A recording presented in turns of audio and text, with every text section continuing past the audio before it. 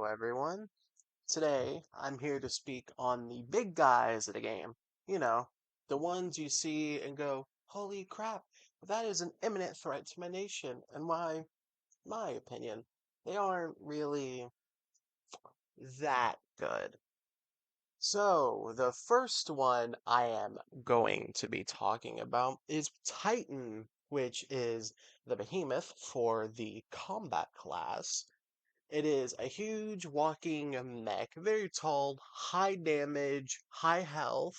It has an airstrip on top of it so you can put planes on it, and it can also deploy infantry. Now, to me, this is one of those units, one of those behemoths that on paper is very good. Like you look at it, you're like, yeah, it can basically do everything, except it's slow, and that does allow some, of course, opportunities to counterattack. So, how do you counterattack the Titan? Well, for one, as I said, it is very slow. If you are focusing on anti-mech counters, such as the anti-mech gun, by the time you get that to, of course, this will depend on doctrine, level 3, you'll be going at the same speed as the Titan before it can even be researched. But a behemoth, usually, by the time you can research it, it'll usually take a day or two just to research it, and then even like an additional day to make it, assuming you even have all the buildings. And on top of that, it's also just a huge resource drain. So, in terms of early on, the Titan is not like really good to make just because it's such a huge drain. It takes a long time, and you won't really have aircraft to support it.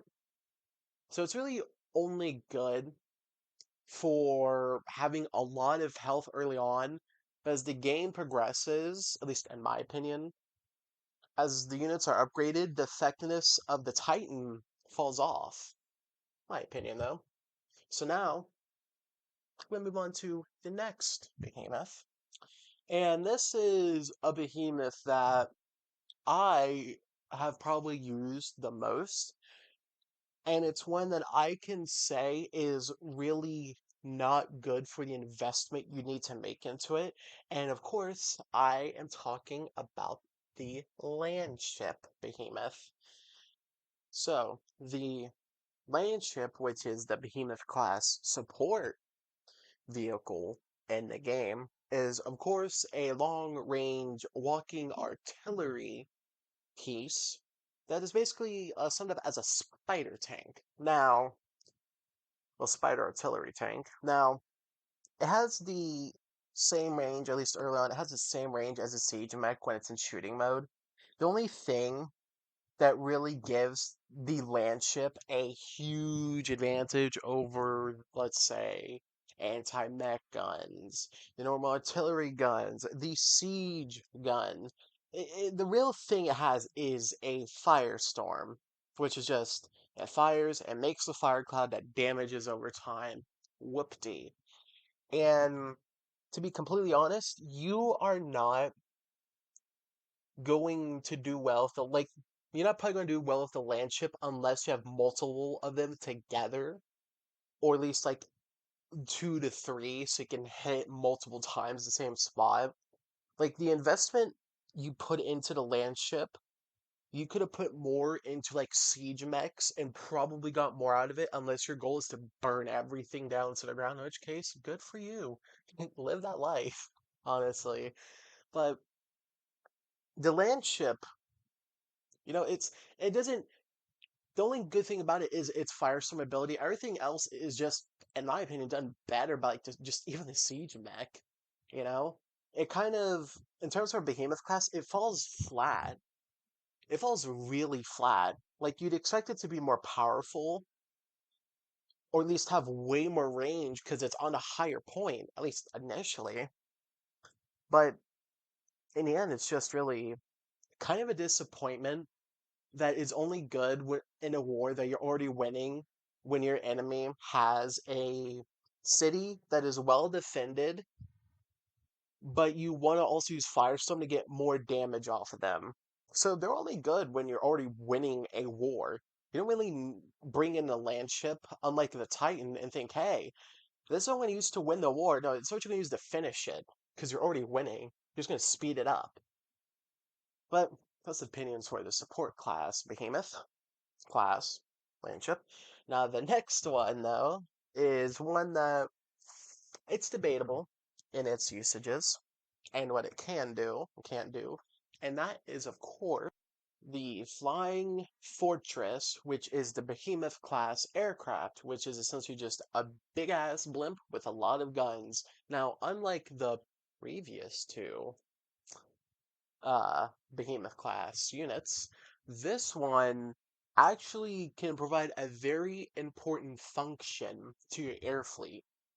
Even though, again, well, not the upkeep cost, but just the production cost and research might be extreme, it actually, even the level 1 version of this boasts a higher attacking range than a max level bomber. So it is, even though it's kind of slow, it is actually worth it to get, in my opinion, if possible, a Davy Crockett if you're going for air, because it has a longer attack range than the bomber. Now, this is gonna depend on the map, because not Davy Crockett's, like the Flying Fortress, Behemoth, this effectiveness ultimately comes down to what map you're actually playing.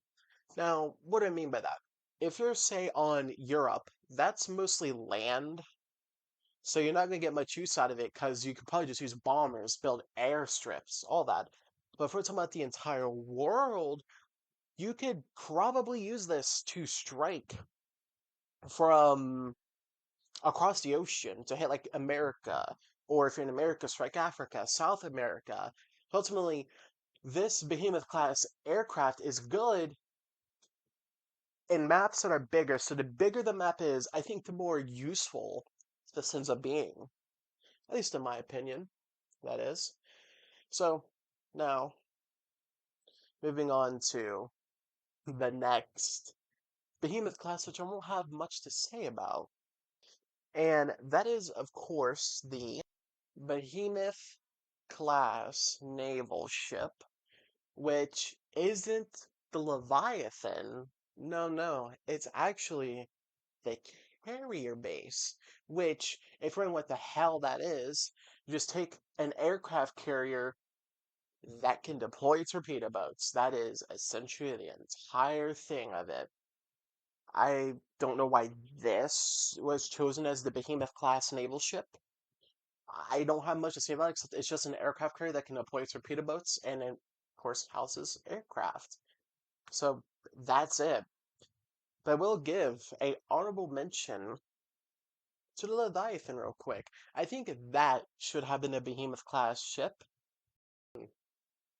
Now, moving on to the final Behemoth class unit in the game. Now, you're probably wondering, you got these huge things, like you got a walking mech, you got a big ass blimp, you got an aircraft carrier, and you even got a walking artillery spider tank. So, what could possibly still be there as a Behemoth unit? Well, it is perhaps the absolute most useful Behemoth unit in the entire game that any build can use and do completely well with. The unit I am speaking of is the Behemoth class conquering unit, aka infantry, the Commando. What makes these guys the premier Behemoth class unit is the fact that they have big guns, they do good damage, they can they can move.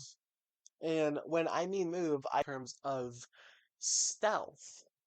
That's right, this is a Behemoth class unit with level 2 stealth, which means in any terrain in the game, easy, difficult, or urban, which is the three different types, they have their own categories, but they are kind of slow, down to slow rate of infantry, but The fact they pack a lot of firepower, have good HP relative to their class or category, they pack some amazing things.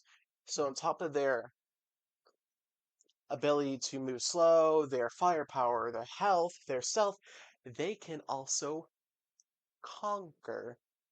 That's 5 to 6 minute video, but it turns out we almost stretched it to 15. Now, guys, I thank you for your time with me today. I hope you have a good day. Bye.